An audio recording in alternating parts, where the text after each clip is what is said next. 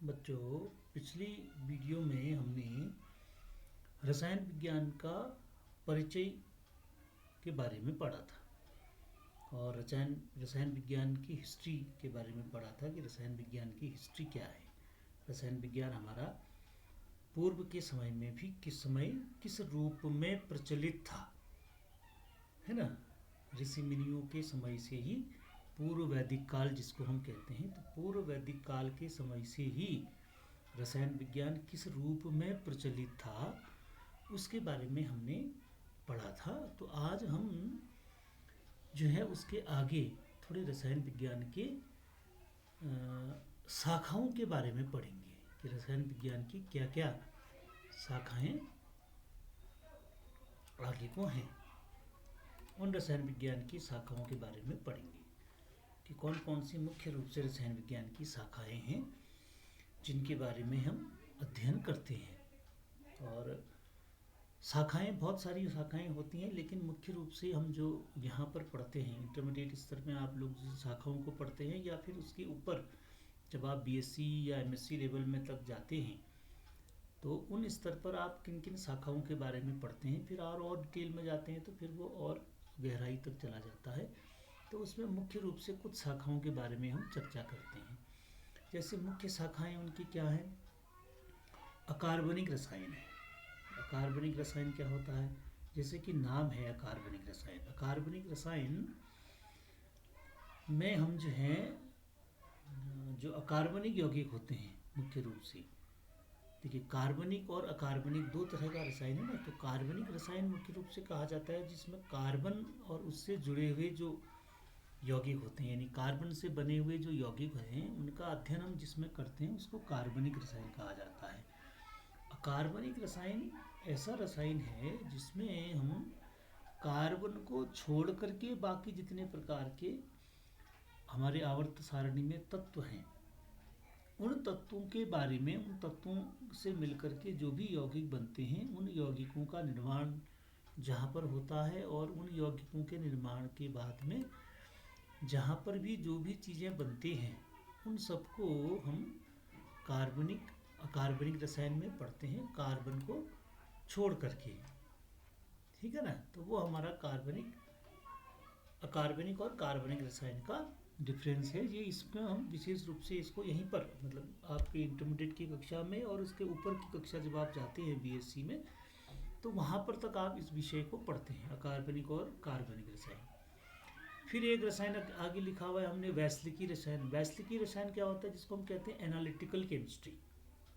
तो analytical chemistry में हम क्या करते हैं? एनालिसिस वाला काम करते हैं। तो एनालिसिस से संबंधित जो काम होता है उसको जो है वो एनालिसिस केमिस्ट्री में पढ़ा जाता है।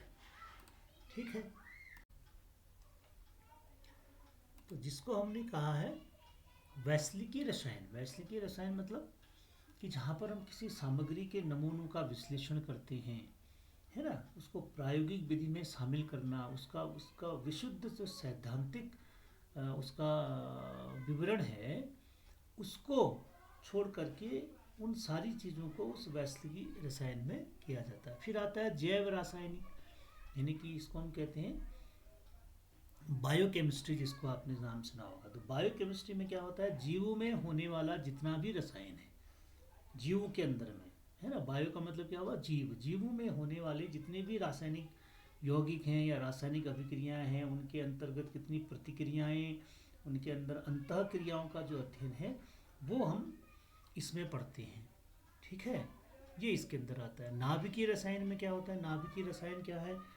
नाभिक से संबंधित, है ना। नाभिक से संबंधित जितनी, जिसको हम न्यूक्लियर केमिस्ट्री कहते हैं, वो न्यूक्लियर केमिस्ट्री में पढ़ा जाता है। यानी नाभिक में हमारा जो जो चीज़ें होती हैं उससे संबंधित जो विषय आते हैं वो हम नाभिकीय रसायन में उसको पढ़ते हैं, है ना। जैसे मतलब छोटे छोटे कण जो एक साथ बन करके नाभिक बनाते हैं, वो नाभिक जो है वो एक तरह का क्या है? नाभिकीय रसायन एक बड़ा घटक है ना। आधुनिक जो वर्तमान क्षेत्र में है वो नाभिकीय रसायन, न्यूक्लियर केमिस्ट्री जो है वो बड़ी अपने आप में इंटरेस्टिंग केमिस्ट्री है। तो वो नाभिकीय रसायन के अंदर में आता है।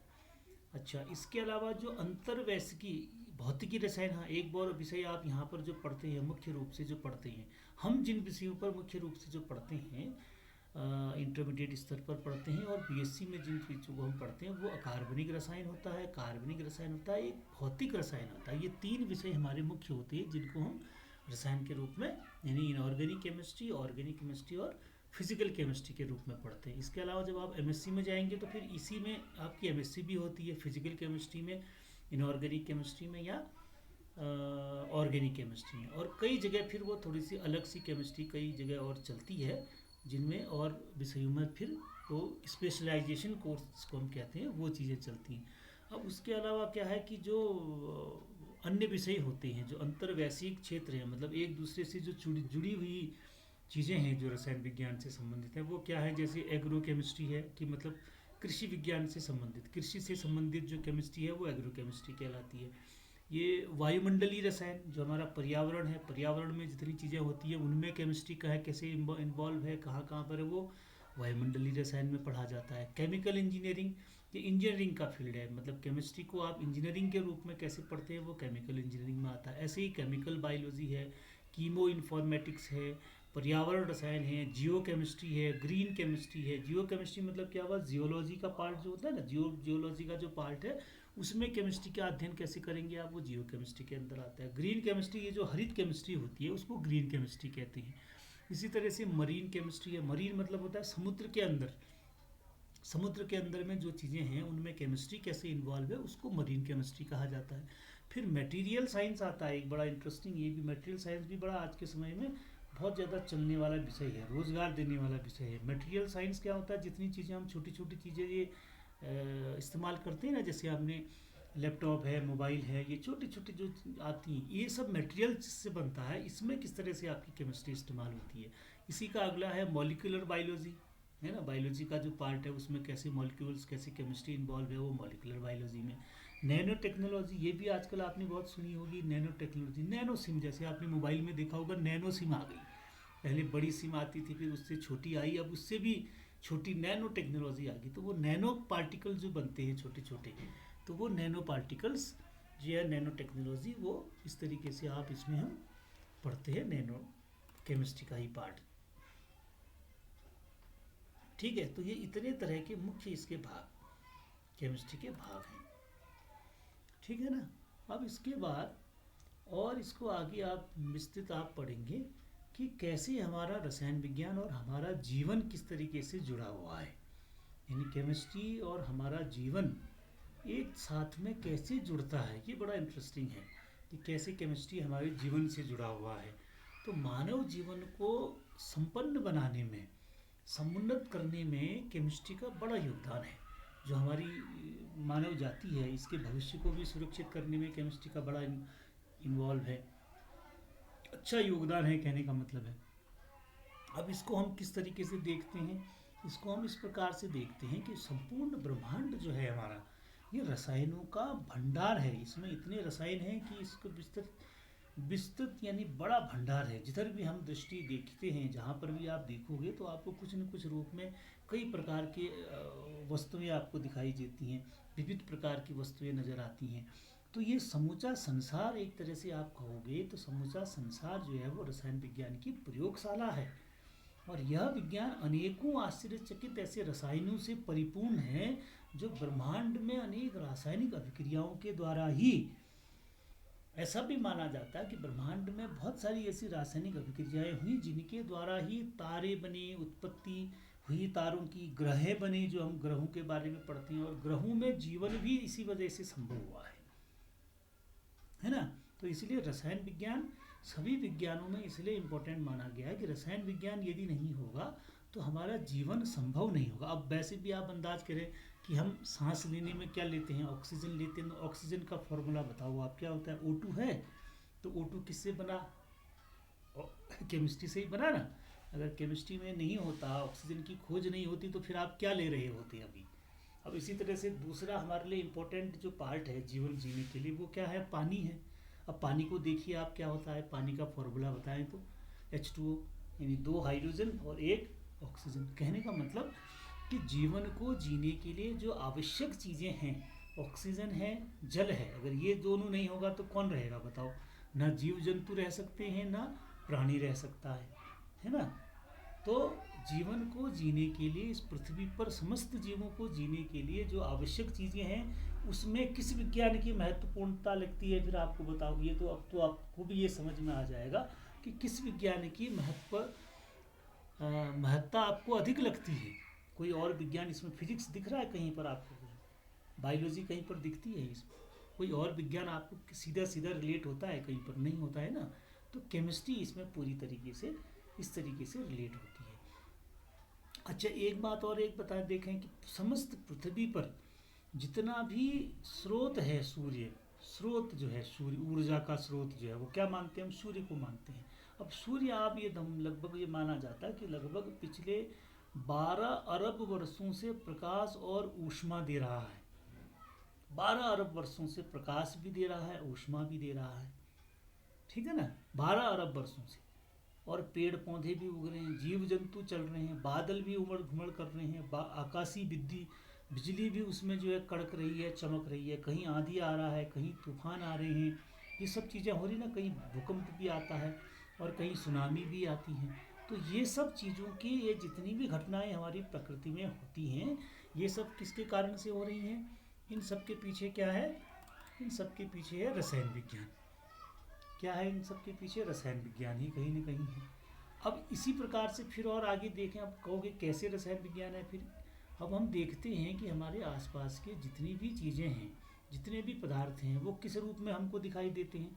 या तो ठोस के रूप में दिखाई देते हैं, या द्रव के रूप में दिखाई देते हैं, या गैस के रूप में दिखाई देते हैं। तो ये किससे बने, किससे हैं? ये सब केमिस्ट्री से ही बने हैं, रसायन विज्ञान से ही बने हैं। तो हमारे जीवन का कोई भी ऐसा पक्ष नहीं है जो रसायन विज्ञान को छूता नहीं है ना। तो वैज्ञानिकों ने हमारे जीवन को भी क्या कहा है? हमारे जीवन को वैज्ञानिकों ने रासायनिक क्रिया की संज्ञा दी है, ठीक है ना। तो जीवन के समस्त लक्षण रासायनिक प्रक्रियाओं की अनुगुंज हैं। या सजीवों में भी जिस प्रकार की प्रक्रियाएं होती हैं, जैसे पोषण है, वृद्धि है, पाचन है, उत्सर्जन है, या प्रजनन की प्रक्रियाएं हैं, इन सब में क्या इस्तेमाल होता है? इन सब में भी किसी न किसी रूप में रसायन ही इस्तेमाल होते हैं, यानी रसायनों का ही इसमें भी प्रयोग होता है, ठीक। अच्छा, इसके अलावा एक और चीज़ ये भी बड़ी इंटरेस्टिंग आपको लगेगी कि जितनी प्रकार की संवेदनाएं हैं, संवेदनाओं का मतलब है जैसे स्पर्श करते हैं आप किसी को देख करके आपको अच्छा लगता है ना। गंध आपको किसी चीज़ की अच्छी लगती है, हम पेड़ पौधों की भी हमको अच्छी गंध लगती है। हमने कई बार आपको बताया कि जैसे अगरबत्ती हम जलाते हैं कमरे में तो खुशबू आती है ना। संवेदी अनुभव, स्पर्श, जैसे आप होता ना कि माँ को जो है उसका बच्चा यदि स्पर्श करता है तो अच्छा लगता है ना। तो जो स्पर्श होते हैं, तो स्पर्श से भी जो है वो क्या होता है हमारा, इसमें भी कहीं ना कहीं जो है हमारी क्या होती है, केमिस्ट्री इन्वॉल्व होती है।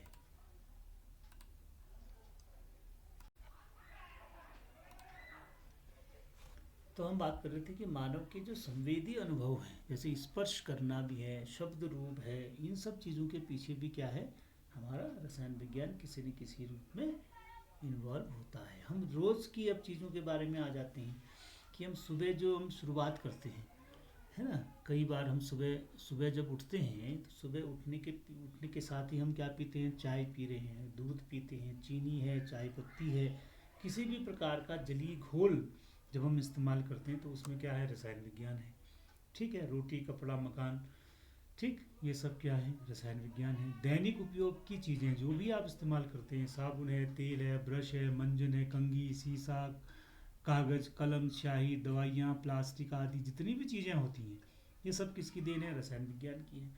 अच्छा, इसके अलावा जो हम पूजा पाठ में इस्तेमाल करते हैं, स्नान में करते हैं, धूप, दीप, अगरबत्ती, रोली, रक्षा, कपूर, ये सब चीज़ें इस्तेमाल करते हैं ना रोज़। मतलब ये सुबह का, ये इसलिए आपको बता रहे हैं कि जब सुबह उठते हैं, सुबह उठने से लेकर के हम जितनी चीज़ें इस्तेमाल करते हैं उनमें हमारी क्या शुरू हो जाती है? केमिस्ट्री शुरू हो जाती है। ऐसे ही हमारे जब उत्सव आते हैं, तीज त्यौहार आते हैं, तो उसमें हम दिए जला रहे हैं, मोमबत्ती जलाते हैं, पटाखे जलाते हैं, तो उनमें भी सब क्या है? केमिस्ट्री है ना। इन सब में भी क्या होता है? कहीं न किसी न किसी रूप में हमारी क्या आ जाती है? केमिस्ट्री आ जाती है, ठीक। अब इसके बाद आगे और चलते हैं तो फिर हम यातायात में आ जाते हैं। अगर हम कहीं पर यातायात में जाते हैं, माना कहीं पर एक स्थान से दूसरे स्थान में जाते हैं, तो उसके लिए हमें क्या ज़रूरत पड़ती है, दूर संचार का या परिवहन का, ये सब चीज़ों का हमको जब ज़रूरत पड़ती है तो उन सब के स्रोत हमारे पास क्या होते हैं, परिवहन की ऊर्जा के स्रोत जैसे कोयला है, पेट्रोल है, डीजल है, मिट्टी का तेल है, या भोजन पकाने वाली गैसें हैं, ये सब कहाँ से बन रही हैं, ये सब केमिस्ट्री से ही बन रही हैं। ठीक। इसके अलावा जो मानव जीवन को दैनिक, मानव जीवन में के दैनिक प्रयोग में आने वाली चीज़, जैसे कुर्सी है, मेज़, टेबल, फ्रिज है, घड़ी है, कुकर है, जितनी चीज़ें देखते हैं आप, प्रेस है, मिक्सर है, एसी, चूल्हा, बर्तन, रंग रोगन जो पेंट्स हम इस्तेमाल करते हैं, कपड़े हैं, है ना, अपमार्जक मतलब कीटनाशक हैं, सौंदर्य के साबुन हैं, सौंदर्य की चीज़ें हैं जितनी भी हैं, ठीक है ना, ये सब चीज़ें कहाँ से बन रही हैं, ये सब किससे बन रही हैं, केमिस्ट्री से ही बन रही हैं। ठीक है ना। अच्छा, अब इसके बाद, इस पार्ट के बाद आगे जाते हैं, माना कि हमको बीमार अगर कोई हो जाता है, माना तो बीमार में चिकित्सा विज्ञान के बारे में थोड़ी उसकी अगर आप हिस्ट्री को जानना चाहेंगे तो उसकी हिस्ट्री कहाँ से शुरू होती है कि चिकित्सा विज्ञान हमारा, उसमें लगभग 75% औषधियों का जो विश्लेषण है वो वर्तमान में भी कहाँ से होता है, रासायनिक पदार्थों से होता है। आज लगभग, ये तो एक आंकड़ा है कि 4000 लगभग ज्ञात या इससे अधिक भी संख्या होंगी जो औषधियाँ हैं, और जितने रोग हैं, रोगों की संख्या 30,000 है। ठीक, तो की तुलना में तुलना कर रखी है यहाँ पर, ये हो सकता है पुराना आंकड़ा हो, वर्तमान स्थिति इसकी बदल भी सकती है। तो इसका मतलब ये हुआ कि भविष्य में हमको और ज़्यादा दवाइयाँ बनाने की आवश्यकता पड़ेगी, ये कहने का मतलब है। तो रसायन विज्ञान में यानी औषधि के निर्माण में, रोगों के उपचार में सबसे ज़्यादा काम आने वाला विषय कौन सा है, रसायन विज्ञान ही है नहीं। अच्छा, औषधियों का यदि हम किसी प्रकार से इनका विश्लेषण करते हैं तो कितने प्रकार की दवाइयाँ इस्तेमाल करते हैं हम, जैसे सिर दर्द की दवाइयाँ इस्तेमाल करते हैं, जलने के लिए, जुकाम खांसी के लिए कोई दवाई करते हैं, है ना। तो इस तरह की दवाइयाँ, कोई सिर दर्द की दवाई का नाम बताओ क्या इस्तेमाल करते हैं हम, एस्पिरिन नाम की दवाई हम इस्तेमाल करते हैं ना। ठीक है, जुकाम के लिए बहुत सारी दवाइयाँ इस्तेमाल करते हैं हम, हैं। तो इनमें क्या बनी होती हैं, इनमें सब इसी प्रकार का, जैसे डेटॉल साबुन, डेटॉल है, मर्क्यूरोक्रोम है, बोरिक अम्ल है ना। तो ऐसे जो है वो एंटीसेप्टिक का हम इस्तेमाल करते हैं। ठीक। अच्छा, किसी तरह का कोई एंटीबायोटिक आपको लेना है तो एंटीबायोटिक का कोई नाम आपको अगर ध्यान हो, है ना, जैसे डॉक्टर अलेक्जेंडर फ्लेमिंग का एक नाम आता है जो 1928 में उन्होंने एक पेनिसिलियम कवक से पेनिसिलिन नाम की एक दवाई बनाई थी जिसको एंटीबायोटिक के रूप में इस्तेमाल करते हैं। इसके अलावा स्ट्रेप्टोमाइसिन है, टेट्रामाइसिन है ना, बायोमाइसिन है, एरिथ्रोमाइसिन। एरिथ्रोमाइसिन का यदि आपको नाम ध्यान हो तो जब कोविड चल रहा था तो उस समय कुछ इसी से मिलती जुलती दवाइयाँ हमको दे रहे थे, है ना। तो ऐसी ही दवाइयों के क्षेत्र में अगर आप जाओगे तो आपको इस प्रकार से रसायन विज्ञान का उपयोग मिलेगा। अब दवाइयों के बाद अगर और चीज़ में चले जाएं कि घरेलू और खाद्य पदार्थ हैं या सामान हैं, तो पहले बर्तनों की अगर बात करते हैं, माना तो जितने भी प्रकार के हम किचन में अपने बर्तन इस्तेमाल करते हैं, जैसे स्टेनलेस स्टील के बर्तन हैं, लोहा है, तो लोहे अब किस किस से मिला होता है, मिश्र धातु है लोहा। मिश्र धातु किसे कहते हैं हम, जब दो धातुओं आपस में मिलकर के बनाती हैं तो उसको हम मिश्र धातु कहते हैं। जो लोहा है, तो लोहे में क्या होता है, 14% जो है वो नाइक्रोम यानी कि क्रोमियम और निकल की मिश्र धातु का मिश्रण करके हम क्या बनाते हैं, लोहे में इतना मिला देते हैं तो उससे स्टेनलेस स्टील के बर्तन हमको प्राप्त हो जाते हैं। पीतल है, ब्रांस किसे, ब्रांस के पीतल के बर्तन है, तो इसमें क्या मिलाते हैं हम, कॉपर और जिंक के मिश्रण को मिला, कॉपर और जिंक को मिला देते हैं तो उससे हमको पीतल मिल जाता है। कांसा, कांसे में क्या मिलाते हैं, कांसा किससे मिल के बना होता है, यानी 88% इसमें कॉपर होता है, 10% इसमें टिन मिलाते हैं और 2% इसमें जिंक मिला देते हैं, तो इससे क्या बन जाता है, कांसा मिल जाता है ना। एल्यूमिनियम, एल्यूमिनियम को किससे बनाते हैं, उसका एक अयस्क होता है जिसको हम कहते हैं बॉक्साइट। बॉक्साइट अयस्क का सूत्र होता है Al2O3। तो Al2O3 एल्यूमिनियम का एक अयस्क होता है बॉक्साइट, तो उससे हम प्राप्त करते हैं। ठीक है। इसी प्रकार से चांदी, चांदी कैसे मिलती है हमको, मुलायम धातु है चांदी, इसमें कॉपर और सिल्वर को निकिल को मिला देते हैं, है ना, कॉपर और निकिल को मिला देंगे तो हमको चांदी के बर्तन प्राप्त हो जाते हैं। अब इसके आगे प्लास्टिक को अगर आप देखो, अब आजकल किस समय का किसका ज़माना है, प्लास्टिक का ज़माना है। आजकल बहुत सारी चीज़ें हमको प्लास्टिक की मिलती हैं। प्लास्टिक की तस्तरियाँ जो बनी होती हैं, जितने भी प्लास्टिक का सामान हम इस्तेमाल करते हैं, है ना, आजकल तो कुर्सियाँ भी हम प्लास्टिक के इस्तेमाल करते हैं, टेबल है, और तो और अलमारियाँ भी प्लास्टिक की इस्तेमाल होने लग गई हैं। तो प्लास्टिक की अलमारियाँ, तो प्लास्टिक में जितनी भी चीज़ें प्लास्टिक से बनाई जाती हैं वो बेकेलाइट होता है, उससे बनती हैं, जो फिनॉल और फॉर्मेल्डिहाइड से बनाया जाता है ना। तो वो ये भी क्या हो गया, फिर ये केमिस्ट्री का ही पार्ट हो गया।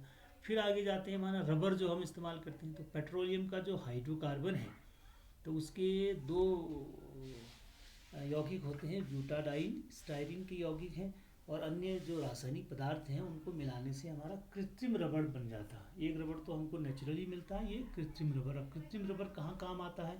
रबड़ रबड़ तो वैसे बहुत जगह इस्तेमाल होता है, लेकिन मुख्य रूप से रबड़ आपको कहाँ दिखाई देगा? वो आपके जितने भी प्रकार के वाहन हैं, हमारे वाहनों के टायर बनाने में उस रबर का इस्तेमाल होता है ना। तो वो वाहन के टायर जो बनते हैं वो रबर से बनते हैं। तो वो रबर हमको किससे बनता है? वो इसी से बनता है, रसायन में। ठीक है।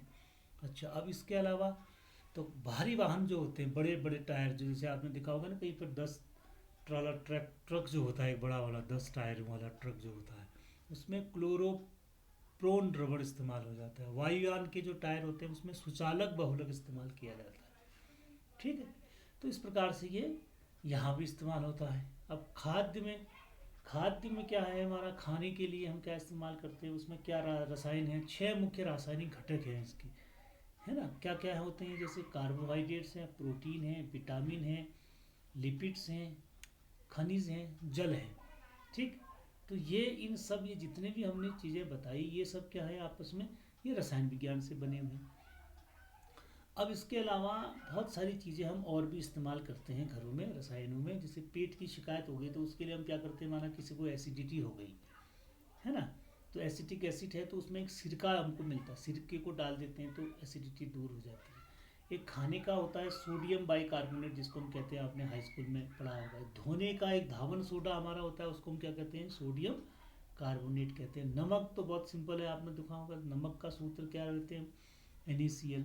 सेंधा नमक क्या बोलते हैं? उसको हम KCl बोलते हैं। फिटकरी, फिटकरी कई जगह में कटे फटे में हम घरों में इस्तेमाल करते हैं, लगाते हैं। फिटकरी क्या होता है कि A2SO4 Al2SO4 whole thrice 24H2O, है ना। तो ये बुझा हुआ चूना, आपने नाम सुना होगा, उसको क्या लिखते हैं? बुझा हुआ चूना, CaOH होल ट्वाइस। ठीक। तो इस तरीके से हमें घरों में बहुत सारे रसायन जो हैं वो हमारे इस प्रकार से इस्तेमाल होते हैं। अब इसके अलावा खाद्य पदार्थों में और भी बहुत सारी चीज़ें आती हैं। जैसे किसी प्रकार के, माना पेय पदार्थ हैं, पेय पदार्थ है, जैसे अल्कोहल भी एक तरह का पेय पदार्थ है। तो क्या होता है? अल्कोहल इथेनॉल होता है ना। किसी प्रकार की फूलों की जो सुगंध होती है, वो एरोमेटिक जो यौगिक होते हैं, उसको हम कहते हैं फ्लेवोन्स होते हैं या फ्लेवेनॉइड्स होते हैं, उनकी वजह से खुशबू आती है। ठीक है। अच्छा, केले की गंध है, जैसे केले की केला लेकर के आते हो आप, केले की स्मेल आती है, किसकी वजह से आती है? उसमें आइसोएमाइल एसीटेट होता है ना। नींबू में कौन सा अम्ल होता है? आपने पढ़ा होगा निचली कक्षाओं में, साइट्रिक अम्ल होता है ना। साइट्रिक अम्ल होता है। किसी तरह की एसिडिटी अगर हो जाती है तो हम एक एंटी एसिड देते हैं, जैसे आपने देखा होगा ना, क्या आता है वो? इनो। ठीक है। तो एंटी एसिड जो होता है, वो एंटी एसिड में क्या होता है? जैसे MgOH होल ट्वाइस होता है, तो MgOH होल ट्वाइस को हम लेते हैं, माना एंटी एसिड को लेते हैं, तो वो आमाशय में जाता है, वो क्या करता है? MgCl2 और पानी बना देता है। तो जिससे क्या होता है? हमारी अम्लता में यानी एसिडिटी में हमारी कमी आ जाती है। हमको मतलब पेट में खट्टापन यदि होगा तो वो कम हो जाता है। टूथपेस्ट हम इस्तेमाल करते हैं, तो टूथपेस्ट का एक मुख्य घटक होता है, उसको हम कहते हैं Al2O3। ठीक है ना। अच्छा, माउथ वॉश हम कई बार इस्तेमाल करते हैं, जिससे माना दांतों में सड़न हो जाती है, या दांतों से या मुंह से स्मेल किसी की आती है, तो वो माउथ वॉश इस्तेमाल करते हैं। वो कीटाणुरोधी होता है। तो वो किसके प्रोडक्ट क्या होता है? उसमें आयोडीन होता है। ठीक है ना। अब इसके अलावा रसायन विज्ञान के द्वारा खाद्य पदार्थ हम क्या क्या इस्तेमाल करते हैं? खाद्य पदार्थों में जैसे दूध है, देसी घी है, सरसों के तेल, हरी सब्जी, दाल, आटा, चाय, ये सब चीज़ें होती हैं ना। इससे इन रसायन विज्ञान के द्वारा ही हम इन सब चीज़ों में मिलावट को भी ज्ञात कर सकते हैं। कई बार आता है ना अखबारों में कि इस फलाने तेल में किसी चीज़ की मिलावट पाई गई, या और घी में मिलावट पाई गई। तो इनका परीक्षण करने के लिए भी हम किसका इस्तेमाल करते हैं? रसायन विज्ञान, रसायन का ही इस्तेमाल करते हैं। ठीक।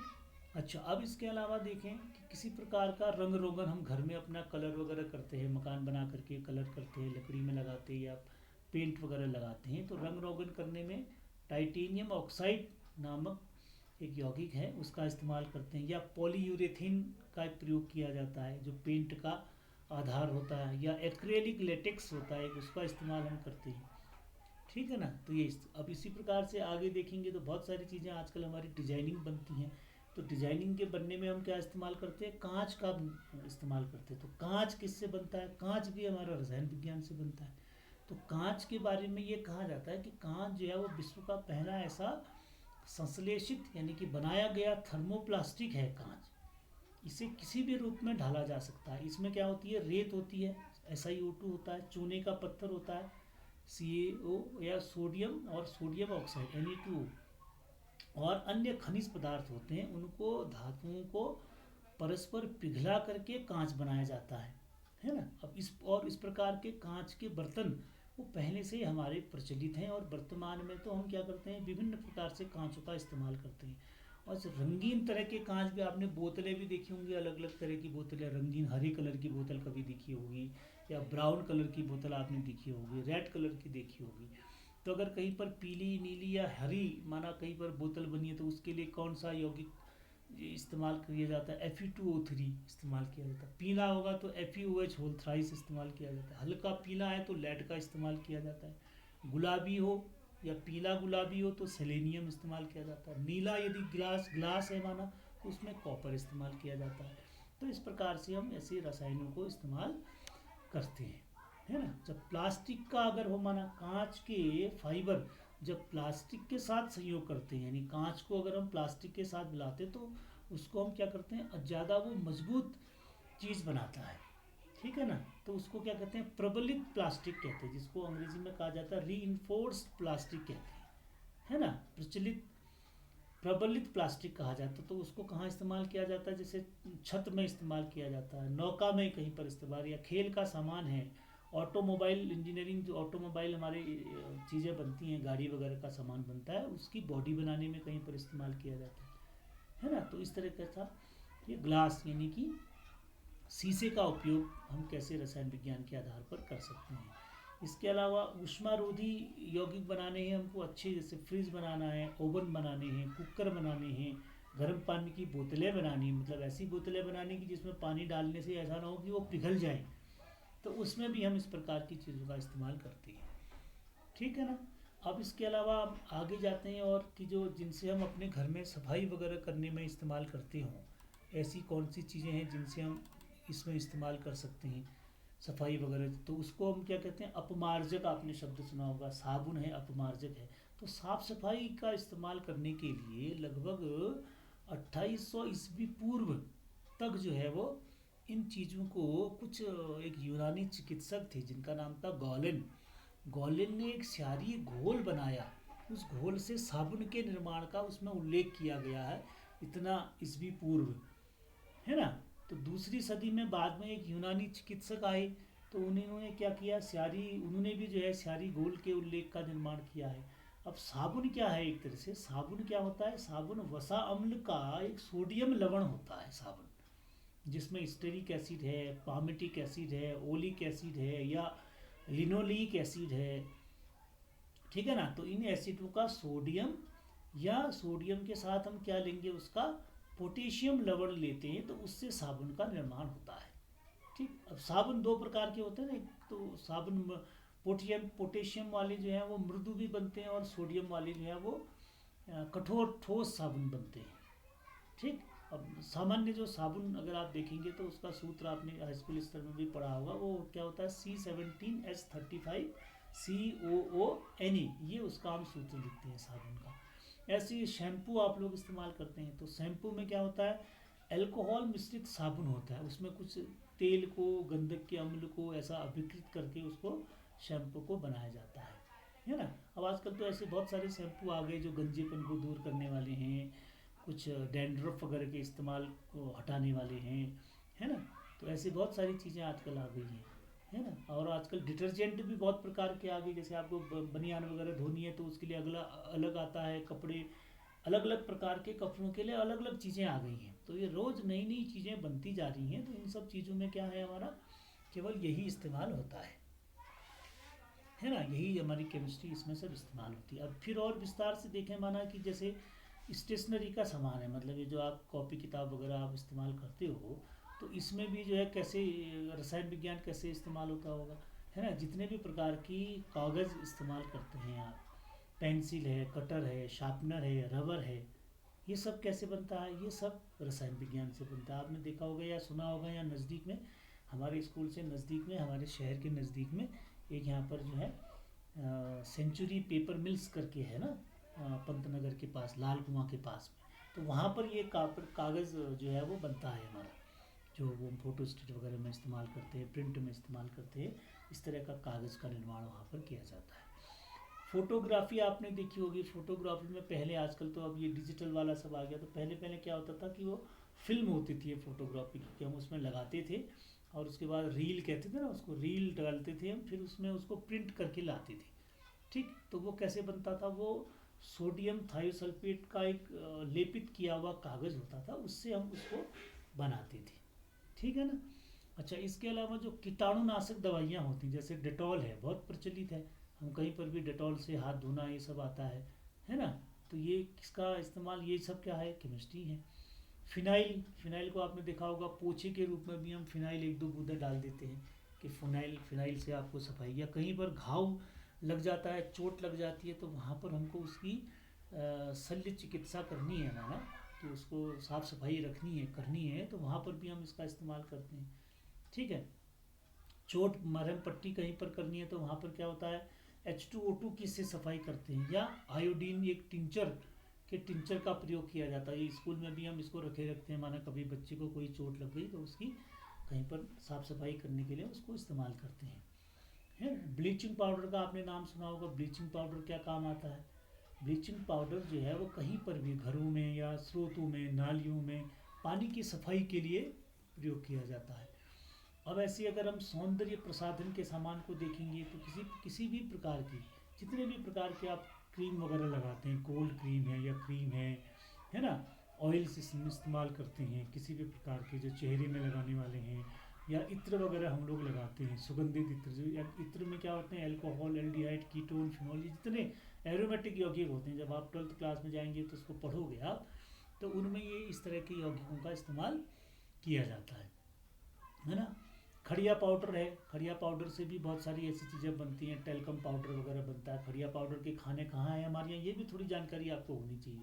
हमारे यहाँ बागेश्वर क्षेत्र है, ये बागेश्वर जिला है ना, बागेश्वर जिले में खड़िया की खाने हैं बहुत ज़्यादा। उनमें से क्या निकलता है, खड़िया निकलता है। तो उस खड़िए को ले जाते हैं कच्चा माल, तो वो फिर बाद में उसको पीस करके वो मशीनों के द्वारा फिर वो पाउडर के रूप में मैन्युफैक्चर होकर के वापस हमको मिलता है ना। तो उसकी मिट्टी जो है बिल्कुल एकदम जैसे चौक की मिट्टी होती है ना हमको, इसलिए नाम ही उसका खड़िया पाउडर है। ठीक है, तो वो बनता है। लिपस्टिक जो इस्तेमाल करते हैं, इसमें मोम, तारकोल, इसके निर्मित रंग होते हैं, उससे उसको मिला करके उसको बनाया जाता है। शेविंग क्रीम इस्तेमाल करते हैं। नेल पॉलिश आप इस्तेमाल करते हो, ये सब चीज़ें जो है, नेल पॉलिश में क्या होता है, एक टाइटेनियम ऑक्साइड होता है ना, टाइटेनियम ऑक्साइड को उसमें मिलाया जाता है, तो उससे हमारा नेल पॉलिश बनता है। ठीक, इसके अलावा खुशबू लाने के लिए, खुशबू वाली कोई भी चीज़ यदि इसमें डालनी है तो उसके लिए क्या करेंगे, एरोमेटिक यौगिकों को डाल देंगे। ठीक। अच्छा, फिर कृषि रसायन में, कृषि विज्ञान में चले जाएं हम, तो जितने भी प्रकार के रासायनिक कीटनाशक हैं, पेस्टिसाइड्स हैं, कवकनाशक जिसको हम बोलते हैं, फंजीसाइड्स हैं, है ना, तो उन सब के लिए क्या इस्तेमाल करते हैं हम, विभिन्न प्रकार के जो फर्टिलाइजर्स हैं उनका इस्तेमाल करते हैं। ठीक है। अच्छा, कहीं पर की भूमि जो है वो ऊसर भूमि है, तो उसको सुधार करने के लिए क्या करते हैं, गंधक का अम्ल इस्तेमाल करते हैं, जिप्सम का प्रयोग करते हैं। रासायनिक उर्वरक क्या क्या होता है, जैसे नॉर्मली यूरिया है है ना। यूरिया का इस्तेमाल सबसे ज़्यादा, पोटाश है, डीएपी है ना। ये कुछ ऐसे रसायन हैं जिनको हम इस्तेमाल करते हैं। उद्योगों में बहुत सारे उद्योग हैं, जैसे बिना रसायन विज्ञान के कोई भी उद्योग, किसी भी प्रकार का उद्योग नहीं बन सकता। जैसे कौन सा उद्योग है? प्लास्टिक उद्योग है, कपड़ा उद्योग है, कांच है, कागज उद्योग है, चमड़ा उद्योग है, कोयला, ये सब उद्योग हैं। उद्योग इसलिए कह रहे हैं कि इनकी बड़ी बड़ी फैक्ट्रियाँ लगती हैं और इन सब चीज़ों का निर्माण जो होता है वो बड़ी मात्रा में होता है। कागज उद्योग है, चमड़ा उद्योग है, गैस है, पेट्रोलियम रसायन है, ठीक है ना। तो ये सब चीज़ें क्या हैं? ये सब केमिस्ट्री से बनी हुई। अब इसके अलावा विस्फोटक पदार्थ देखो आप, विस्फोटक पदार्थ जितने भी होते हैं, है ना, तो वो सारे जो हैं वो इसी से बनते हैं। जैसे आपने एक कॉमन नाम सुना होगा, नाइट्रोग्लिसरीन, है ना, पोटेशियम नाइट्रेट, ये सब क्या है? विस्फोटक पदार्थ हैं। तो विस्फोटक में जितने भी प्रकार के विस्फोटक पदार्थ होते हैं, चाहे वो सेना इस्तेमाल करती हो या हम खिलौनों के रूप में उसका इस्तेमाल करते हो, ये सारे विस्फोटक पदार्थ हैं ना। ये गन पाउडर है, गोलियां हैं, है ना, ये सारी चीज़ें जो हैं वो रसायन विज्ञान से ही बनने वाली चीज़ें हैं। नाभिकीय रसायन के अंदर क्या आता है? जिसमें नाभिकीय रसायन में हमने पर देखा था, तो उसमें रेडियोधर्मिता, है ना, और नाभिकीय प्रक्रमों का अध्ययन किया जाता है। ग्रीन केमिस्ट्री एक शब्द हमने सुना था, तो ग्रीन केमिस्ट्री में क्या कहते हैं? ग्रीन, हरित केमिस्ट्री उसका किया जाता है। मतलब ऐसी रासायनिक प्रक्रियाओं से का डिजाइनिंग से मतलब होता है ग्रीन केमिस्ट्री। जो जो अपशिष्ट पदार्थ है ना, अपशिष्ट पदार्थ से हम कैसे कोई अपने लिए काम की चीज़ बना सकते हैं, उसको ग्रीन केमिस्ट्री कहा जाता है, ठीक है। तो ये सब चीज़ें रसायन विज्ञान के उपयोग के अंदर में आती हैं, ठीक है। इसके अलावा अगर आप देखेंगे, माना एक आइबुप्रोफिन करके नामक दवा है, जो पीड़ा नाशक, मतलब कष्ट कम करने वाली, दर्द कम करने वाली और ज्वर का नाश करने वाली है, ठीक है। तो इसका जो है वो 10 से 6 चरणों में इसका प्रदूषण 30% जो है वो कमी हो गई। तो ये ग्रीन केमिस्ट्री के अंदर ही आता है। पेपर मिलों में क्या होता है? सेलुलोज विरंजित हेतु क्लोरीन के स्थान पर सुरक्षित जो विकल्प है उसका इस्तेमाल करना, ठीक। अच्छा, रेत के कणों पर ग्रेफाइट ऑक्साइड की परत, नैनो परत चढ़ा करके पानी छानने की विधियां बन गई हैं।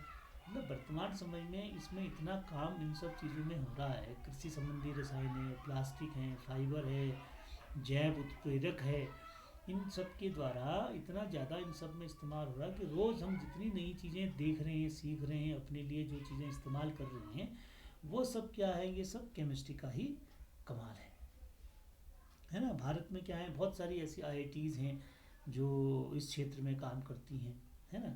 आईआईटीज़ हैं, बहुत सारे ऐसी लेबॉर्ट्रीज़ हैं जो सीएसआईआर की लेबॉर्ट्रीज़ हैं, वो रोज़ नए नए ऐसे औषधियों का निर्माण करती हैं, उनकी खोज में लगी रहती हैं, बीमारियों के लिए दवाइयों की खोज में लगी रहती हैं, है ना। तो ये सब चीज़ें रसायन विज्ञान के ही क्षेत्र में आती हैं। तो कहने का मतलब ये हुआ कि रसायन विज्ञान एक ऐसा विषय हमारा है कि जिस विषय को लेकर के आप किसी भी क्षेत्र में बहुत ऊपर तक काम कर सकते हैं। लेकिन अब उसके लिए क्या है कि आपको उसमें, उस क्षेत्र में उतना ही गहराई से, गहनता से उसमें अध्ययन करने की आवश्यकता पड़ती है, ठीक है। तो ऐसे करके आप रसायन विज्ञान का, हमने पहले वाले वीडियो में हमने उसका थोड़ा सा पुराना इतिहास के बारे में चर्चा की थी। तो आज हमने थोड़े से उसकी संभावित क्या क्या उसके क्षेत्र होते हैं, उस क्षेत्र के साथ साथ उसका रसायन विज्ञान का हमारे जीवन में कहाँ कहाँ तक क्या क्या इन्वॉल्वमेंट है, किस किस क्षेत्र में है, उसकी थोड़ी सी हल्की सी, एक तरह से कह सकते हैं कि आपके कोर्स के हिसाब से थोड़ा सा उसको बढ़ाने का प्रयास किया कि थोड़ा सी आपको और जानकारी अच्छी उसमें मिल जाए। तो वो हमने इसमें देने का प्रयास किया। तो इसको आप देखें, इसको नोट कर लें और इसके हिसाब से अपने आप नोट्स बना सकते हैं। फिर हम आगे इसकी और चर्चा करेंगे। Thank you.